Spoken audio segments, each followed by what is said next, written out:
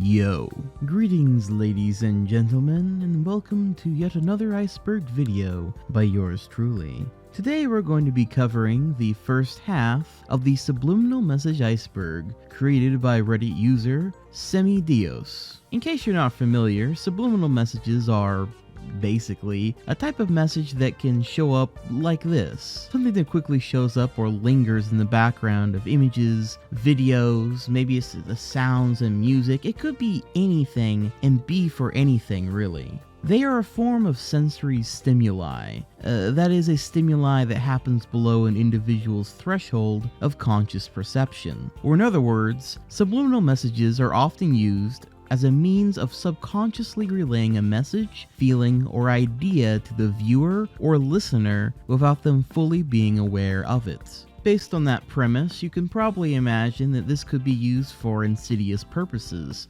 by even more insidious people.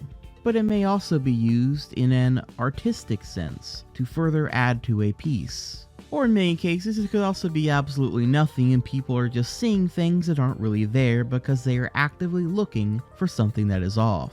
I guess I should note that immediately here at the front that subliminal messages are kind of one of those weird pseudoscience things that in some studies seem to be something that is used in a tangible, real way, and in other ways seems to be something that is completely false and has no bearing on reality or your perception at all. It's going to be kind of a case-by-case basis with these supposed subliminal messages. But luckily for you, this iceberg will showcase various examples of supposed subliminal messages, from the most well-known and kind of silly at times, to the most obscure and, in some cases, quite disturbing, from the elaborate hoax to the real-time application, and the enormous sea of vague terminology that lies in between. But with all that said, sit back, relax, and let's fall into our subconscious and see the world through a different lens.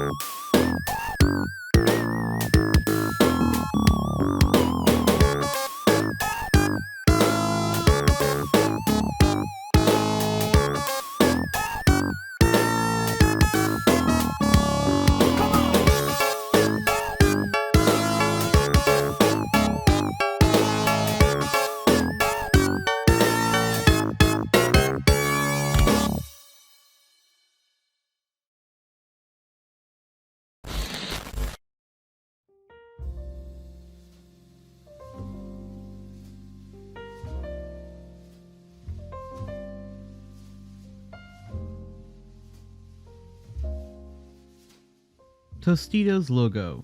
So first off, we have a pretty basic subliminal message. Tostitos is a brand of tortilla chips that you usually would pair with salsa or nacho cheese dip. Well, right here on the logo, the red dot for the letter I is actually meant to be a bowl of salsa, and the two T's are meant to be people, and the yellow triangle above them a chip. Thus the message is clear. This chip is good for sharing with others and dipping in salsa. Maybe even a Tostito branded salsa? Yeah, it's pretty basic honestly. It was something that I figured out as a kid in fact, so it's not all that subliminal now, is it? More so just basic logo design if you ask me. Wendy's mom. This one is also pretty simple, and centers around the Wendy's fast food chain's logo. You see, many have pointed out that the fold in the Wendy girl's collar looks a lot like it spells out the word mom, and that this is supposed to be a subliminal message. The Wendy's burgers, chili, and nuggies taste like your mom's cooking. However, according to the Wendy's company, this is unintentional and is not meant to be a subliminal message of any kind. Though, to be fair, technically if it was a subliminal message, I'm not even really sure if they would, admit to that. The whole idea of a subliminal message is something that's meant to be, well, subliminal. You're not supposed to consciously be aware of it. But regardless, it's still just probably a mere coincidence. Pepsi versus Coca-Cola Halloween ad. This one refers to a 2013 Halloween ad where Pepsi had a Pepsi can dressed in a Coca-Cola cape with the caption of, "We wish you a scary Halloween." The subliminal message, I guess, being that Pepsi disguising itself as a Coke is scary because Pepsi is better than Coke and it's pretending to be a Coke, which is scary. I'm gonna be honest, I don't know why this one is considered a subliminal message. It seems like a pretty basic company versus company thing. A basic little dig, you know? A Sega does what Nintendo don't type of thing. But yeah, that's pretty much it. Hidden Mickeys in Pirates of the Caribbean. In the Pirates of the Caribbean film franchise, there are several moments throughout that series where these hidden Mickey Mouses can be found, as shown here. The only thing about this one is, again, I don't think this one is actually a subliminal message, and is more so an Easter egg found throughout the series. Sort of like how you can see a picture of Mario in that one window of Legend of Zelda Ocarina of Time. I suppose it can be a bit of a thin line between those two things in film, but then what would the subliminal message be here? Watch and buy Disney movies? Support Disney company? Buy Disney product? Well, you're kinda already doing that by watching this film, so it seems like a pretty useless message if that was really the case. I mean, I suppose it can still be a subliminal message even if it's kind of an obvious thing, but then honestly, the more I thought about it, the more I feel like it actually is rather difficult with this particular topic to separate Easter egg from subliminal message, since they both are supposed to be hidden details your brain or eyes wouldn't immediately pick up on. But generally, subliminal messages have a more manipulative context, trying to subliminally influence people's opinions, future purchases, etc. Whereas Easter eggs are more so something that is meant to be hidden, but eventually found by observant watchers or players, etc. It is why they're called Easter eggs after all. They're purposely placed there for you to eventually find, even if it's a little difficult to find them at first glance. While in contrast, subliminal messages, at least in most contexts, seem to be hidden because they don't want you to find them, but instead subliminally pick up on them. But then, in an artistic sense, there are several subliminal messages that come up in this iceberg later on that were indeed a subliminal thing that's like flashes on screen for just a split second, that was meant to subliminally infer a feeling onto the audience, but also was not necessarily meant to not eventually be found, I suppose, with time. I don't want to go on, but I only bring this up because it's a complex and interesting conversation that I don't want to spend time every single entry bringing up. But I figured I'd at least note the difference / the general ideas of these things and how they can get confused and crisscrossed very often. Hidden aliens in South Park. So this one's actually pretty interesting, despite it being yet again something I'd argue is closer to an Easter egg. In quite a few South Park episodes, you can see hidden aliens in the background, sometimes being amongst a crowd of people, sometimes being well hidden in the background, sometimes being a tattoo on a guy's head. They really are everywhere, it would seem. What's interesting though is many fans have debated over if there's actually a hidden alien in every single episode of the show ever made, and that they just simply haven't found all of them yet, or if they were just in the ones that they have found thus far. Either way, it's been a long-running gag by the creators, and when asked about these hidden aliens, and if they were in every single episode, the general answer they gave was that they don't remember. But it seems like the answer is no. Either way though, hidden aliens can still be found in the backgrounds and details of South Park episodes even to this day, existing as something for longtime fans to continue searching for and documenting online. Lion King SEX. So this is the one that I think almost goes without saying. It's one of the most famous incidents of a supposed subliminal message that caught the world by storm. In fact, this one is so pervasive that it seems every few years it's brought up all over again, and people are yet again surprised and maybe at times appalled by the supposed idea of it. I actually remember back in the day when I first heard about this supposed subliminal message. In fact, it was kind of one of the first ones that introduced me to the idea. It was from one of those old conspiracy theory / subliminal message YouTube videos in channels from like 2007 to 2008 or so that usually always opened up like this.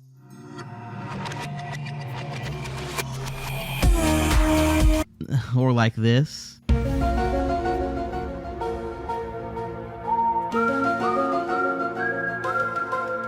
Ah, yes.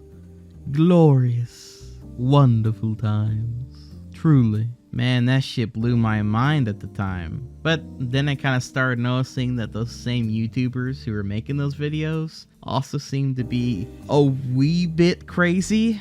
So I eventually kind of dismissed the entire idea after seeing the other stuff that these people seem to have believed in. But anyway, the message is supposedly written here when Simba lays down with a thud on this cliffside. And while at first glance, especially when you have this red lettering on top of it, it does look like it says that, though this has been denied by Disney and pretty much everyone involved in the creation of The Lion King. And in fact, it even later came out that it was actually an Easter egg of sorts, and it was actually a nod to the SFX team. Thus, it actually spelled SFX and not SEX. But due to the pure scope and virality of this subliminal message, it took a while for many to not only accept and understand the factual information about the dust from the cliffside. Kind of in a similar fashion to how everyone thought The Lion King ripped off Kimba the White Lion, until YMS actually did the research as well as watched Kimba and found that that was just not the fucking case at all.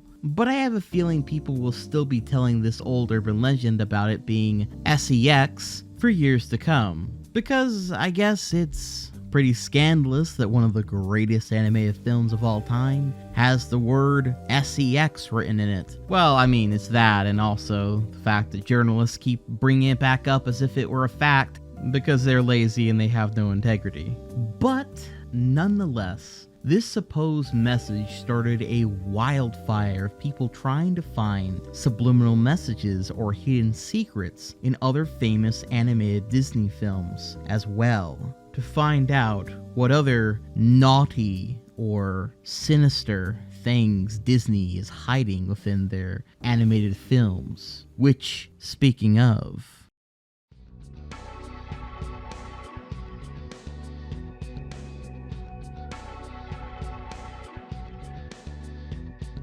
Little Mermaid Castle. So this one's about the time Disney put a solid gold schlong in the Little Mermaid VHS cover. Now, in case you're wondering where it's supposed to be, it's right here. Now, what's interesting about this one is seemingly everyone and their mother saw this castle spire / tower as a dick. And so stories started going around that this was made this way to subliminally introduce sex to, well, young kids, in particular girls. There was also a rumor about this golden rod being painted on last second by a disgruntled employee over at Disney since he heard he was going to get laid off at work soon.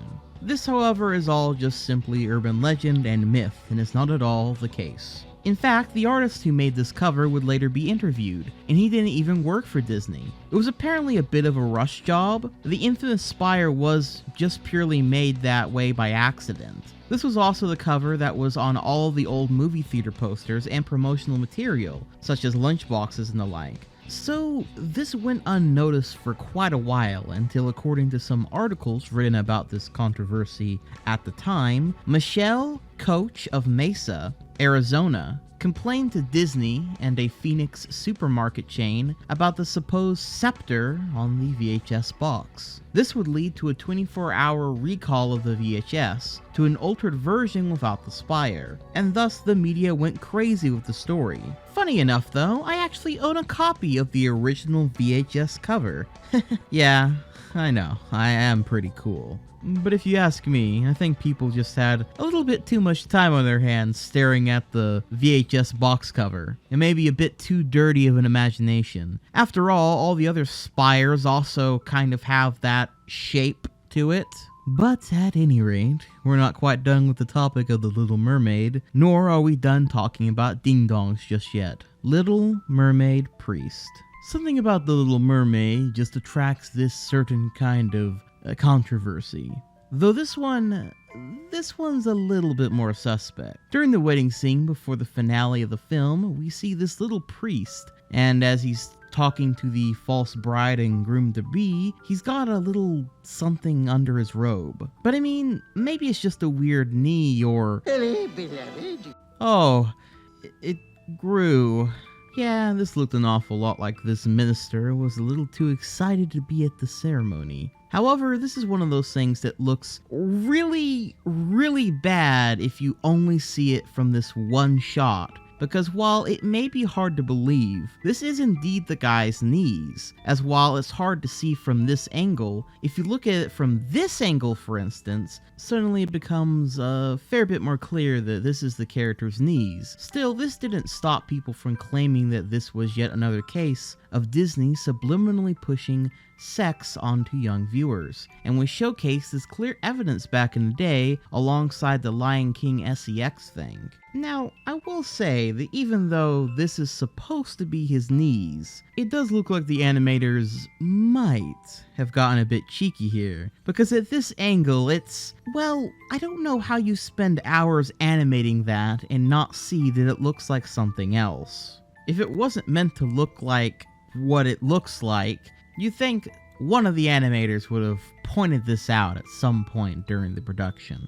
Still, there is plausible deniability here, and frankly, I don't think even if it was meant to be a naughty little joke, that it was done so to subliminally say something to children. I guess, truth be told, you can't really know anyone's motives when it comes to this sort of stuff, so maybe it was completely by accident and no one saw that this looked weird, or it was done on purpose and was meant to be a sly little fucking joke that they snuck into the movie, probably for the lulz, if nothing else. Or it was purposely put there to subliminally introduce sexual content to young viewers. I suppose you can take your pick, which you believe is the most likely. But either way, the problem lump would later be removed in all future releases of the film on home video, DVD, Blu-ray, and the like. Woman in the Lion King poster. Yet another movie poster debacle. Many have looked at this Lion King poster and thought, huh, that looks like ass. But not like ass as in it sucks, but ass as in, oh, you get the point. Again, a consistent theme here of Disney supposedly subliminally showing something sexual in nature with their products aimed at all ages. Is this more evidence towards the growing list of examples that Disney back in the 90s were trying to subliminally communicate sexual imagery or language onto young viewers? Or was it just simply yet another misunderstanding, made by someone who was looking at the poster for far too long? I'll leave that for you to decide. Minnie's clothes. You see this Disney gift card? Well, looking at it, you probably... Giant blue cock. That is all. The Rescuer's topless woman. I promise this whole iceberg won't all be Disney related stuff, but they hold pretty much all the most popular supposed subliminal messages, and, well, pretty much this entire second tier is pretty much the Disney tier. However, unlike the other ones shown thus far, where there could be some kind of simple explanation, or they just turned out to not be true, or it was just a work of a dirty mind staring at a picture for too long, this one is actually 100% real. On the 8th of January 1999, Disney announced a recall of the home video version of their 1977 animated feature, The Rescuers, because it contained an quote-unquote objectionable background image.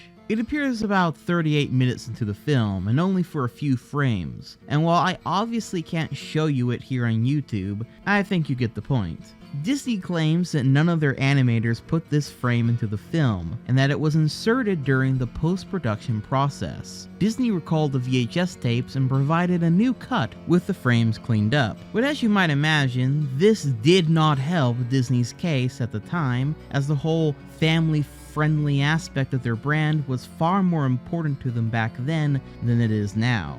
And it was perhaps this very fact that made it so enticing for others to look at what dark secrets they could be hiding.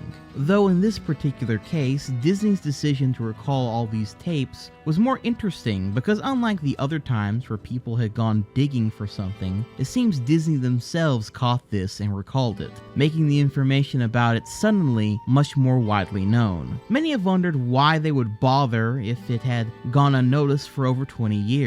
Why give so much attention to it by announcing the recall so now everyone knows about it? Well, I personally think it had to do with the fact that people were looking for this stuff now. But the thing is, this was a case where the image being there was simply undeniable. It wasn't a subliminal message so much as it was a subliminal image, right there in your face if you pause the frame. And while it was probably put there by some cheeky lad who thought it was funny, if you were to look at it from the angle of it being a subliminal message aimed at kids, well, had one of those people that were kind of going with that train of thought at the time had found it first, this would have been pretty compelling evidence for their entire viewpoint and argument. In fact, I wouldn't think it would be all that crazy during this time that with all this subliminal message shit that was being spread around at the time, Disney might have been looking extremely closely at all their VHS tapes and basically anything regarding their animated films at the time to make extra sure there wasn't anything hidden in there by one of the animators or editors, etc.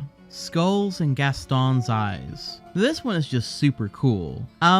Spoilers for Beauty and the Beast if for some reason you've never seen it, I guess. In the finale of the film, the Beast and Gaston fight it out on the rooftops of the castle, and then Gaston stabs the Beast while he's hanging off of an edge, a move that very much leads to his downfall. If you pause just as he's falling to his death, for 2 frames you can see a skull and crossbones in his eyes, this being a subliminal message that implies that he was staring death in the face. You know, if you didn't already catch that by the really long fall. Anyway, I think it's just a pretty cool little feature of this scene that you more than likely won't notice until someone has pointed it out to you.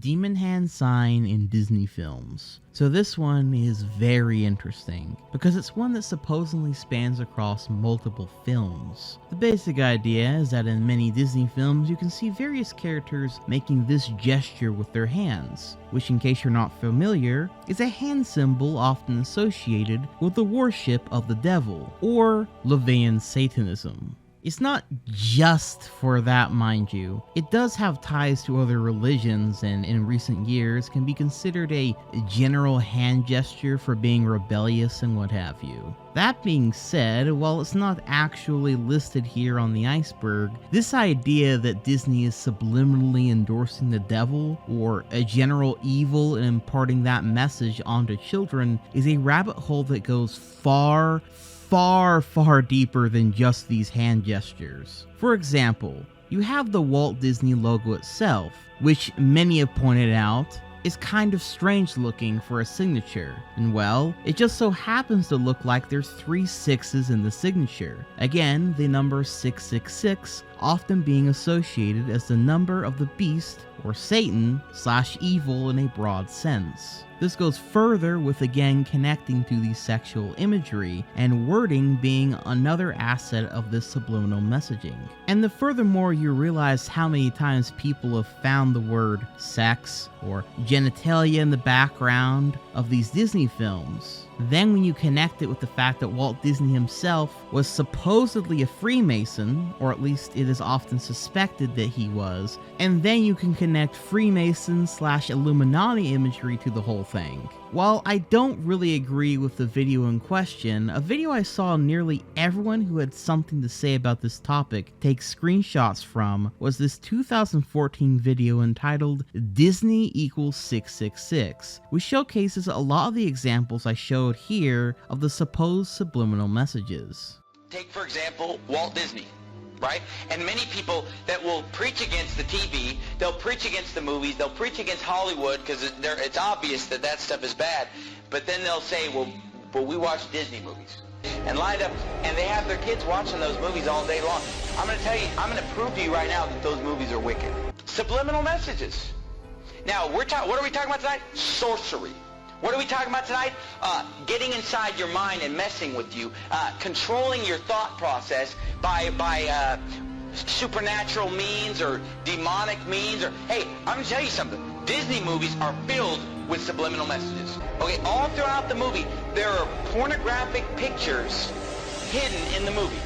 Like you'll be watching the movie, and just for a few seconds, something filthy will come on. Now, what do I think of all this? Well, I honestly feel like I only scratched the surface of this rabbit hole, and it would honestly make an interesting video in its own right discussing it more. That being said, like many of these others we've seen thus far, and I'm sure that we're going to see in the future of this iceberg, it's going to be kind of up to the viewer to decide what they think is true or not if it's not blatantly clear. Is Disney, one of the most powerful companies in the world, also trying to indoctrinate children with subliminal or even basic messages in their films? Or are all of these things just coincidences found by people looking too hard at the films? Is this a dark truth being unveiled, or just people looking for evidence that's not there? Is this a clever way of having the mark of the beast on every single piece of media and merchandise Disney produces? Or is it just a weird signature? Are all of these characters subtly showing the hand symbol of the devil? Or were the animators just trying to do something interesting with the characters' fingers? I'd say that the whole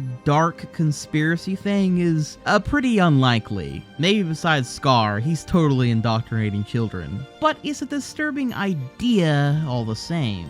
And I think it actually connects with an even greater conspiracy theory / fact that will slowly unfold as we progress through this iceberg, so I'll save that for later. But just keep in the back of your mind that there is a much deeper, much more real fear that the idea of subliminal messages taps into. You are now under my control. Your mind is mine. Okay, this is the last one connected with Disney, I promise. For a while anyway. This one's about this song in the show Gravity Falls, where this character Robbie steals this one song that has subliminal messaging in it to brainwash this other character Wendy into falling in love with him. Something that the other characters of the show find out by playing the song backwards. You are now under my control. Your mind is mine. This is a literal subliminal message being used as a plot device in the show, though it should be noted that Gravity Falls plays with the idea of subliminally messaging the viewer as well as laying out hints for the viewer to find to uncover its mystery that surrounds and alludes to its primary villain. So this is a case where subliminal messages are used in a creative, artistic sense, I suppose. KFC Hidden Dollar. This entry is about how in a KFC commercial, one that was advertising a KFC snacker that was being sold for $1 has $1 hidden inside the lettuce of the commercial, as seen here by this low-quality video from back in 2008. Hey, I found $1 in your couch. You fit? You sure? It's $1. It won't get me anything these days. You could turn that $1 into a KFC snacker. What? The snacker's only 99 cents. Then comes the buffalo. Honey barbecue, ultimate cheese. Today, I am a wealthy man. Actually, I'm me. Big taste, big variety, small coin. The 99-cent snacker is...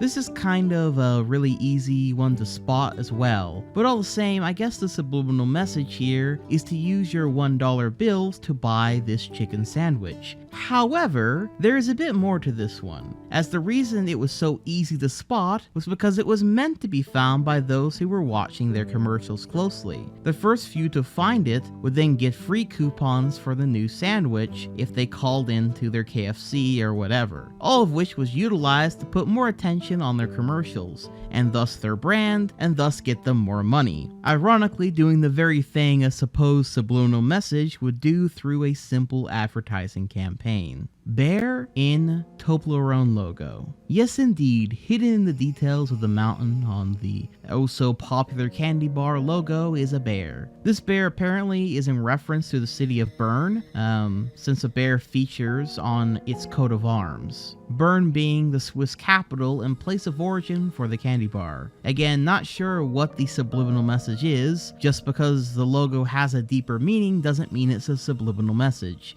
Unless I'm missing something here. Enderman sounds backwards. First one based around a video game. In Minecraft, there are these enemies called Endermen, based loosely around the creepypasta concept of Slender Man. And they make these weird noises. And if you play these sounds backwards, they actually sound like they're saying hi, hello, and what's up. The Endermen subliminally greeting you, you might say.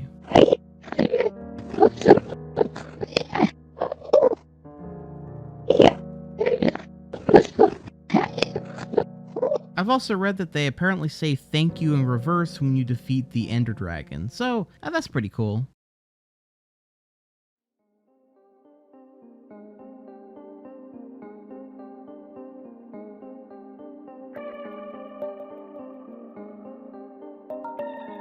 SFX Magazine.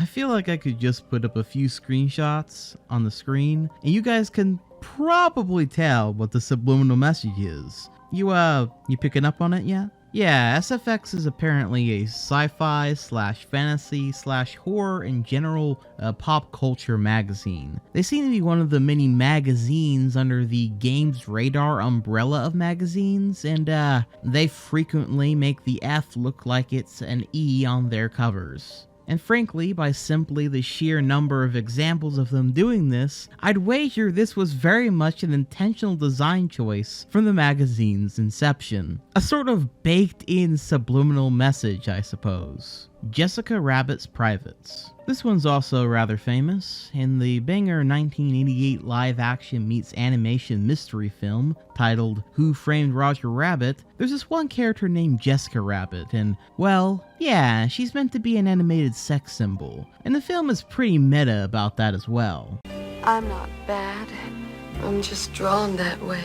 Well, as this entry suggests, the animators might have enjoyed drawing her just a little too much. There's this one scene where she goes flying out of a car, and her dress hikes up and it appears for only a few frames that she's wearing, well, nothing under there. This was actually discovered back in the day via the Laserdisc release of the film, where you could go frame by frame in the films really easily. This has since been edited out in all future releases, mind you, and there has also been some debate over if this was really meant to be her underwear, or if there was a coloration error, or if it was fully intentional. But whatever, make of that what you will. Silence of the Lambs poster. Silence of the Lambs, an all-time best as far as horror films go, and like many in those ranks, it has an eye-catching poster. It features the protagonist of the film, Clarice, with a moth over her mouth, something which is tied to the themes and general storyline and serial killer to which she is trying to catch within the film. Many might be quick to notice that this moth has what looks to be a skull on it, which is already a pretty cool and ominous design, but that isn't the subliminal message, or even the true hidden feature.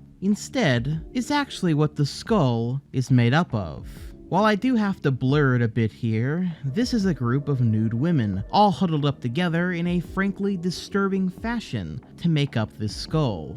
This once again not only ties into the film, but also as a subliminal message, I suppose, that ties into the sexual themes of the film. I would go into more detail, but a full description of the film and its twist would need to be done to do so. So, needless to say, a bunch of women's bodies being used to make up a whole new image very much connects to the film and its villain, Buffalo Bill. Facebook sign-up page. So, the Facebook sign-up page looks like this. At least it did. I'm not going to go to Facebook to figure out if they changed it since then. But anyway, some have noticed that the lines that represent people connecting with one another seem to spell out the word SEX. Which is kind of interesting if intentional, since, I suppose sex is an important thing that connects us all, and in the context of Facebook, you might say that Facebook is sort of propping itself up to be of the same importance. Facebook being the place where you create life. Your life, that is. But then again, some have also noted that you can also spell out the letters to be KFC with these lines. So, who really knows? I wouldn't put it past Mark Fishmanberg to put some kind of subliminal message on the front page of his site, but then again, maybe it's just a simple coincidence and these are just a bunch of fucking lines. Yvan Eht Njoj. This entry is in reference to the Simpsons episode where there is a music video that is being used to recruit people to the Navy through both the lyrics, Yvan Eht Njoj being join the Navy backwards, and there being an actual pop-up message of Uncle Sam saying that he wants you to enlist yourself into the Navy now for a whole frame. This being another case of subliminal messages being used as a plot point. James Sunderland looking at the player. In the opening cutscene of one of the greatest horror games, hell, one of the greatest games ever created, Silent Hill, the protagonist James Sunderland does the following.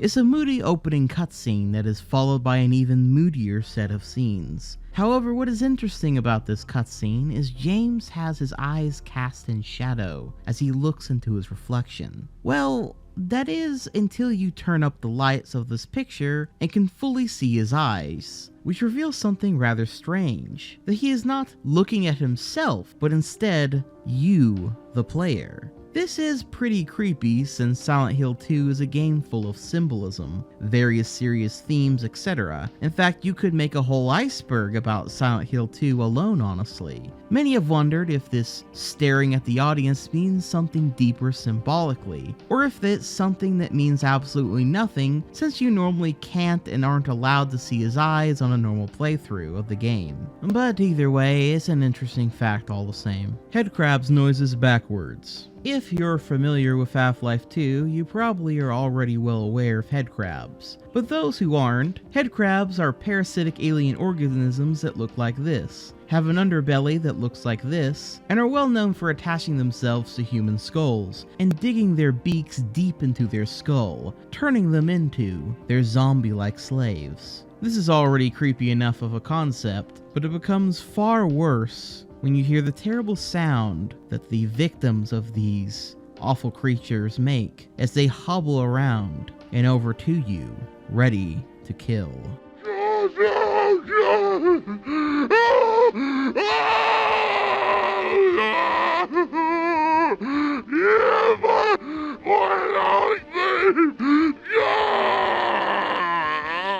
Now, this already sounds like a creature in immense pain and suffering, but it's when you reverse the audio that the true screams of terror can be heard.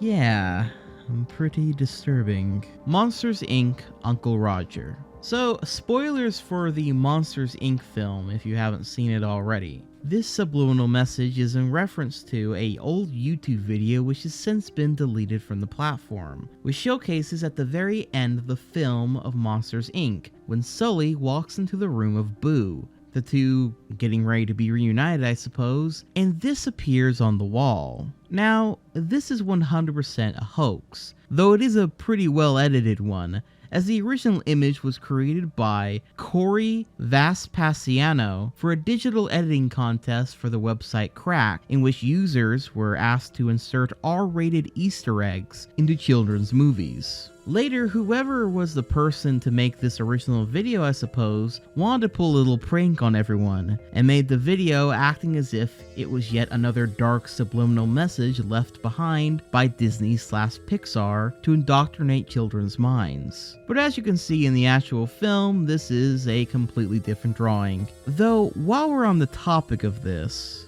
bonus entry, The Wizard of Oz Hanging Munchkin. This is one of those certified classic urban legends / hidden details in the background type things that seem to never really die out. The story goes that one of the actors playing one of the Munchkins was heartbroken by one of the others breaking up with him, and so he got himself set up on a ladder and got a rope I suppose, and then hung himself via the rope.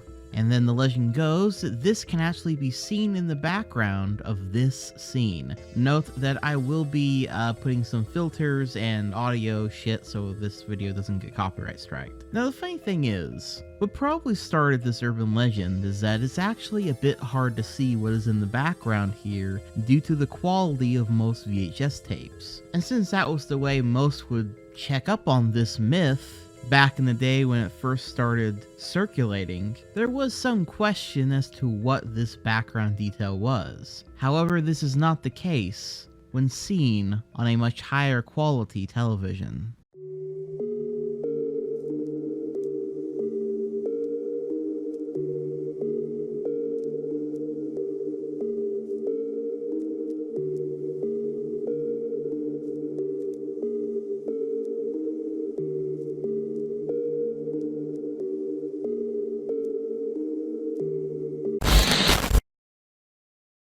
Did I get you with that one?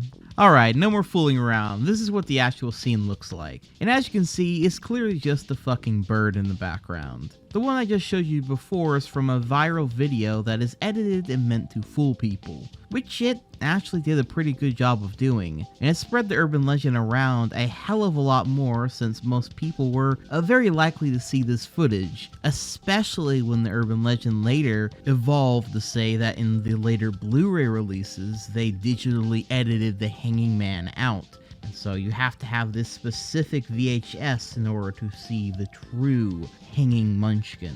And that as well, any of the cast members and the like that are saying it was always a bird are all covering up the grand conspiracy and truth. Which, considering how fucked up nearly everyone involved in the making and acting of this film ended up, I'd recommend Implement's video on the topic for a really good documentary on it. This was quite the devilish and believable bit of trolling, really adding to the myth. That said, there are some really good videos on YouTube that take time breaking down, even showing all the digital effects that were used in order to fool people into believing that this was real. And even though it's fake, I think it's one of the more interesting and believable creepypasta type stories to come from this space. Mind you, this isn't so much of a subliminal message, but when else was I going to bring this up? The Exorcist, Captain Howdy. Now this is actually a very creepy and very real subliminal message used in the famous supernatural horror film,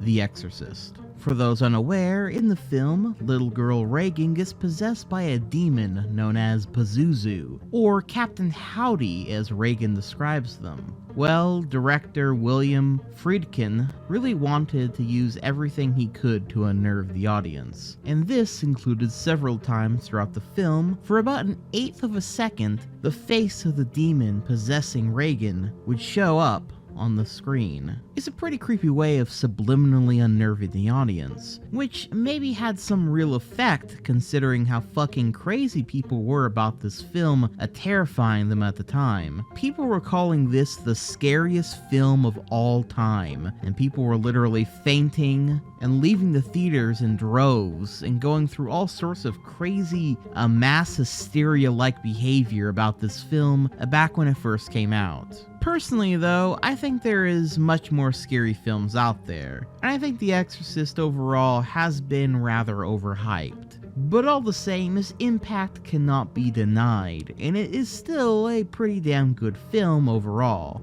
Subliminal Demon Face included. The Beatles' Revolution 9, Turn Me On Dead Man. So this one is kind of weird and is going to be very difficult to showcase here in this video, sadly due to how strict YouTube is with showing music. But I will have a link down below in the description for those who want to listen to the song I'm discussing as well as the supposed subliminal message. Now, this all starts with a song titled Revolution 9 from the Beatles' White Album, which opens with a British voice saying the number 9 several times before a cacophony of other creepy and strange sounds, a backwards sounding music, and just generally an eerie soundscape continues to play on for 8 minutes. It's honestly a fucking trip, and even if you're familiar with the Beatles' sound, even their more experimental songs, this is 8 minutes of pure fucking chaos, which left many people wondering what the fuck that track was about. Well, some fans eventually tried playing this song on backwards, and the repeated phrase, number 9, sounded a lot like the phrase, turn me on dead man when reversed. Now, this is already interesting enough, but then apparently a conspiracy theory started springing up from there, somewhere, that this phrase was meant to symbolize Paul McCartney of the Beatles being dead. Now, I don't really understand how one jumps from the song being creepy and the number 9 sounding like Turn Me On Dead Man to Paul McCartney is dead. And sadly, from my research, I couldn't find any source that stated what the connection was there. So if you do happen to know for sure what it is, then let me know in the comments down below. Otherwise, I guess it's just a rather strange jump in logic. At any rate, the conspiracy goes on to say that this song was meant to not only symbolize Paul McCartney being dead, but also that he was replaced with a look-alike that was unfortunately never able to produce the same quality of songs as the original. And while all of this just seems like a grand fucking LARP at this point, again, yet another jump in logic having taken place, that I don't even really think is worth deeply analyzing. Something connected to this topic I found was rather interesting though. The idea of reverse music not only holding subliminal messages, but the grander idea of reverse speech holding a greater truth about people's intentions. Let me break it down like this. There are some that hold the opinion that reverse speech has been used to relay subliminal messages to audiences, be it by the artist of the song, a big corporation, the government, or what have you. I think you kind of get the general idea of this concept, and there are countless examples out there of claims that certain songs have double meanings. Then you have yet another asset of this theory that proposes that these messages might not actually be intentional, but rather a subliminal voice of sorts that comes from a person's true self, or perhaps their shadow, to put it in Jungian terms. The theory then goes on to say that if you reverse any one person's speech, words, music, etc., and listen to what words and phrases come through, that this is reflective of their true intentions, ideas, feelings, personality, etc. This is kind of a weirdly fun theory, if only because you can apply it towards literally anything.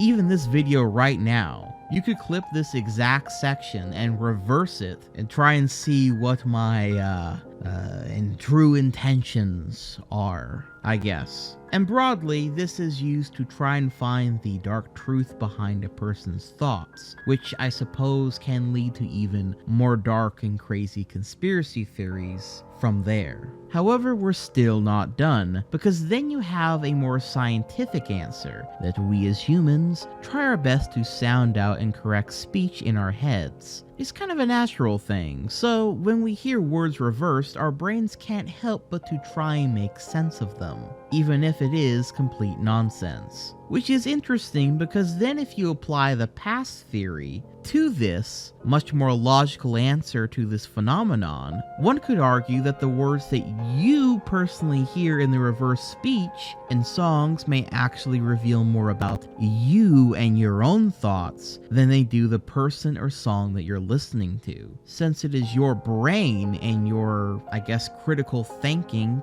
that is breaking down and creating words out of literal nonsense, really making this whole idea come full circle. Anyway, I just wanted to bring this all up. If you ever want to have a ton of fun, try looking up your favorite songs backwards and try and make sense of them. Be sure to go and check in the comments down below and see how wild people's theories go with it as well.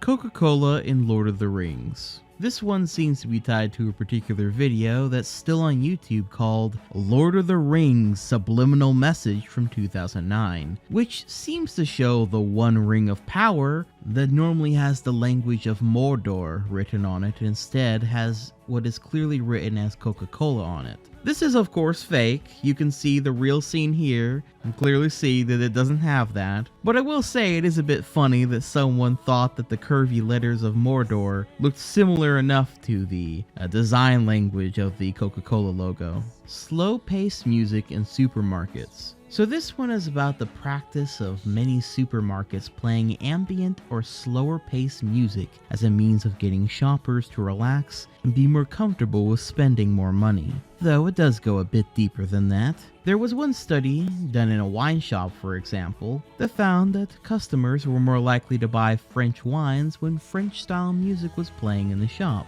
and the vice versa when German style music was playing in the same shop. When these same customers were asked about this, they found that the music hadn't even really been a factor in their decision making, despite this apparent difference, which would imply, at least in this small sample size, that the music has some sort of subliminal effect on their purchasing decisions. Or maybe it was just a happy coincidence. In another study in 1982 done by Millimans, it was found that shoppers walked more quickly through a shop when fast-paced music was played, which gave customers less time to observe all the shelves and impulse buy. Conversely, slow-tempo music had the opposite effect. It slowed customers down as they shopped, and people purchased more during their visit. As a result, significantly higher daily profits were earned by the supermarket simply by playing slower background music in the shop. This can run even deeper, like how classical music was found to have people purchase more expensive items, or how playing unfamiliar music often helped in the subliminal effect rather than a song that they're familiar with playing,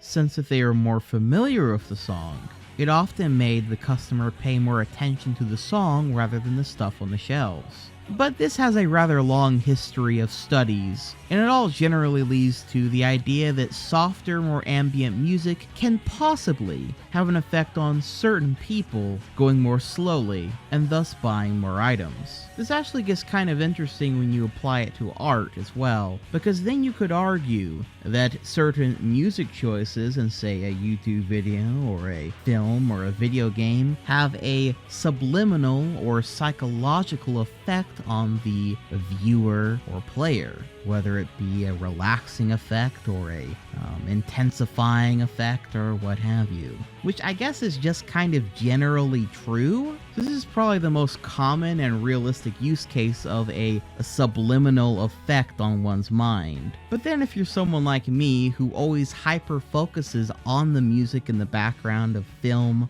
and video games and the like, I wonder if it is truly a subliminal thing at that point then. It definitely has a psychological effect, like it's like, wow, I really like this song and it fits really well with this scene, if you know what I mean, but I am consciously aware of it. But I suppose regardless, this is just going more so into the sensation that music gives us as people. So I'll probably move on from here. But it is an interesting topic all the same. Bonus entry: Patrick eats sperm. This entry was suggested by someone from my Discord server. It is once again one of those subliminal messages that is connected to a really old ass video on YouTube. This one having been released on December 31st of 2007, entitled SpongeBob Patrick Saying Eat Sperm, which I shall now play a clip from.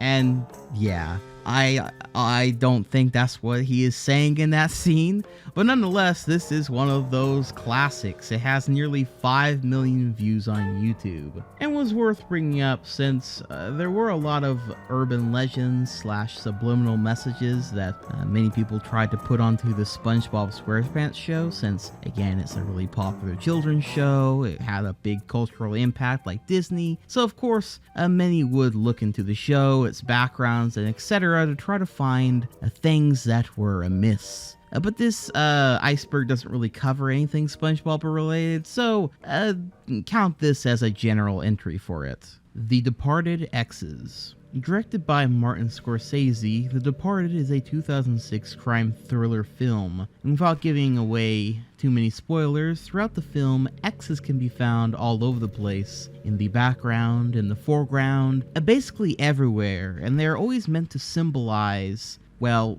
chiefly death. Anytime a villain or a criminal dies in the film, an X can be seen there foreshadowing the event. But so too does it symbolize the death of the good characters as well, the X being a visual signifier for their fate regardless. This is actually a bit of a callback to Howard Hawks' 1932 film Scarface, the original that Brian De Palma eventually would remake with Al Pacino in 1983. Hawks uses the shape throughout the film to symbolize that living a life as a gangster means to live a life as a marked man. Thus, the X is used to once again foreshadow death. This is also something that can be seen in the all-time mobster classic The Godfather, but instead of X's, it's oranges. Anytime oranges can be seen on screen, or in some cases the color orange, it is there to symbolize that death is in the air. This is also just something that can be broken down as a tool in a filmmaker's bag of visual tricks, as you really can have any shape, object, person, color, a camera angle, etc. symbolize nearly anything you want if you're consistent enough with it. This does kind of yet again beg the question what the core difference between a supposed subliminal message is from visual symbolism, as nearly every film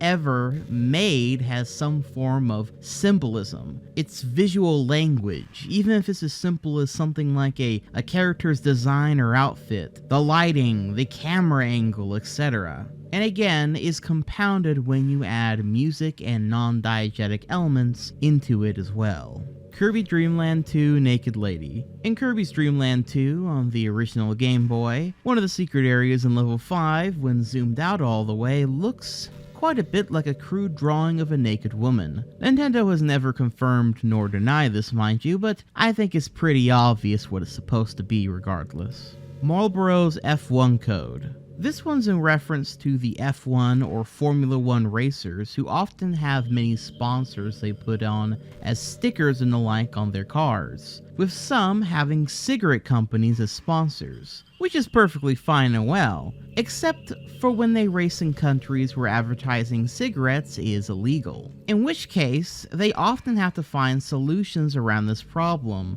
in said countries. One such example of this is by simply putting barcodes in place of the brand names. And in this case, the famed Scuderia Ferrari was accused of having a barcode that was using subliminal messaging to suggest the brand they're sponsored by, that being Marlboro.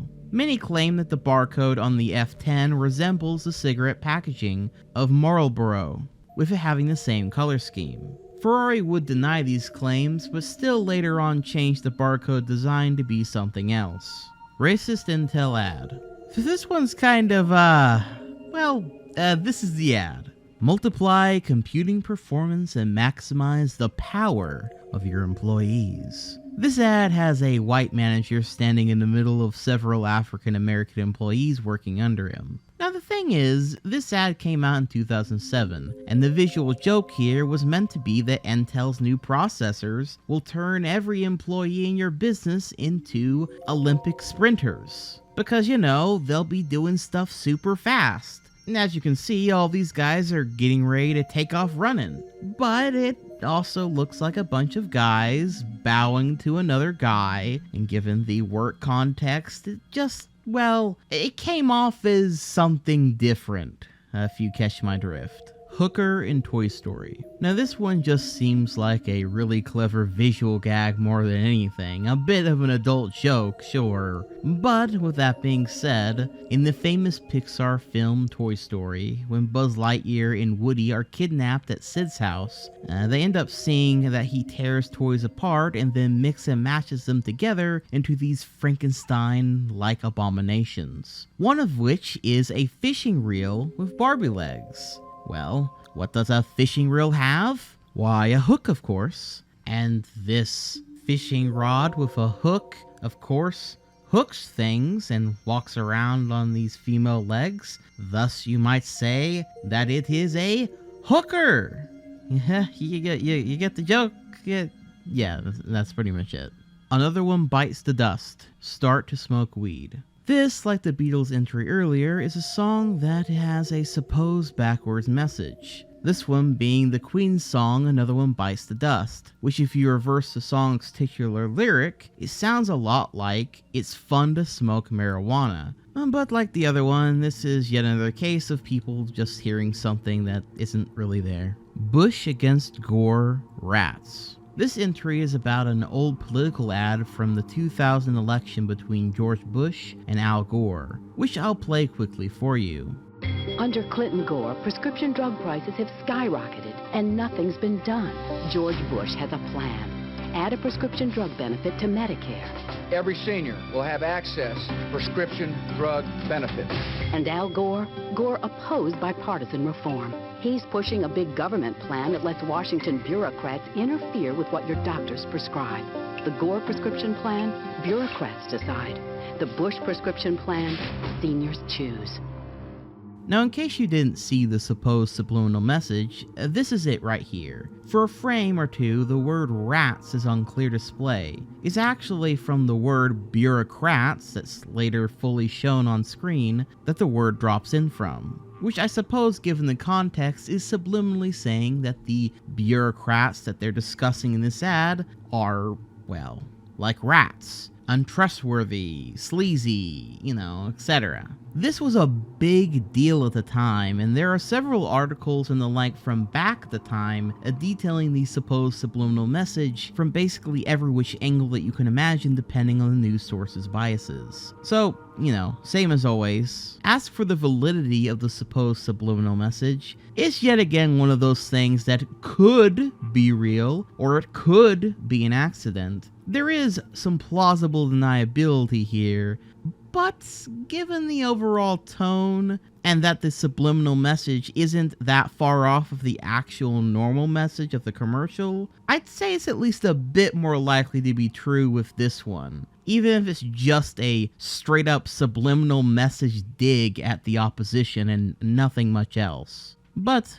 who knows? Madman 666. In Season 4, Episode 9 of the show Mad Men, in the background of this shot you can see the number 666 on a building in the background. Now I'm gonna be frank, I know next to nothing about Mad Men, so I can't really provide any real analysis into the context of this scene or what symbolism or message this may be inferring. But I can note that this is based on a real building, the 666 Fifth Avenue, which was very recently retitled to the 660th Fifth Avenue, which can be found in Manhattan, New York. With that context, I might say that maybe this isn't a subliminal message at all, but simply a visual indicator of where these characters are in relation to the real city of Manhattan. But then again, maybe Mad Men is the type of show where everything in a shot is included with an expressed purpose that runs far deeper into its themes and ideas. But if that's the case, I'm sorry to say that this is one time I can't really provide you with any narrative context for it. So if there's any big fans of the show, be sure to comment down below if you think this has a connection to anything, or if it's just a purely visual thing in the background. Hungry? Eat popcorn. So for our final entry, or at least in this first half of the iceberg, we actually connect with the origin point of subliminal messaging as a marketing idea in concept generally. As per quoted by Psychology Today's article on the topic, quote, "The concept of subliminal messaging took hold in the public consciousness after the 1957 publication of a book titled The Hidden Persuaders by Vance Packard. In this book, Packard introduces the idea of subconscious messaging that advertisers could use to influence consumers. In the summer of 1957, James Vicari conducted an experiment on subliminal visual cues during screenings of the film Picnic. Every 5 seconds, Vicari flashed words like drink Coca-Cola and hungry, eat popcorn for 1/3000th of a second, which is below the threshold of conscious perception. Vicari claimed that displaying these subliminal suggestions increased Coca-Cola sales by 18.1% and caused a 57.8% jump in popcorn sales. Although the results of this study were dubious, in January of 1974, the Federal Communications Commission, or FCC, banned subliminal advertising from radio and television broadcasting. The official announcement by the FCC admitted that even though they weren't 100% convinced that subliminal techniques were effective, they stated, whether effective or not, they were contrary to the public interest, and that any station employing subliminal messages risked losing their broadcast license. Unquote. Now, what's interesting about James Vicari's results is that they turned out to be a total fucking hoax. Another thing for people to share around as an urban legend that refuses to die. However, more recent studies have suggested the subliminal cues can have small effects on one's mental state, and perhaps their perception of a task, reducing one's perception of effort and increasing one's endurance to overcome something. So I guess you might say subliminal messages, like most other things, can have a small effect on our perception of reality, our outlook on a current situation. But according to all legitimate studies, they can't really get you to do something that you weren't already capable of doing. It's more like a simple nudge. The same nudge, mind you, that seeing a normal-ass commercial for something is a nudge, or an inspirational quote, or just a person's suggestion. You are, after all, a human being with a free will, not a mindless robot. All of this could factor in your decision-making, or maybe it won't at all. But no matter what, it is ultimately you who decides to go buy a soda, or whatever else is being subliminally or overtly shown to you.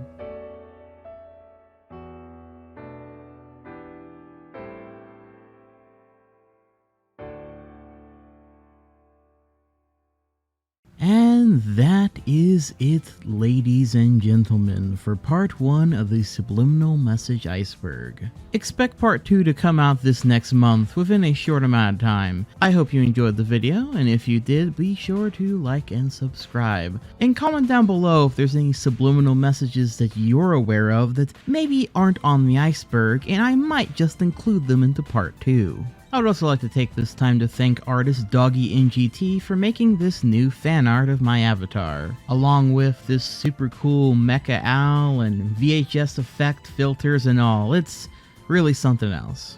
I also want to take this time to thank everyone who supports me over on patreon.com, including all of my night eggs and night owlettes, as well as my great night owls, Medusa's Hex, Ho Hot, Macabre Kaiju, and Doggy NGT.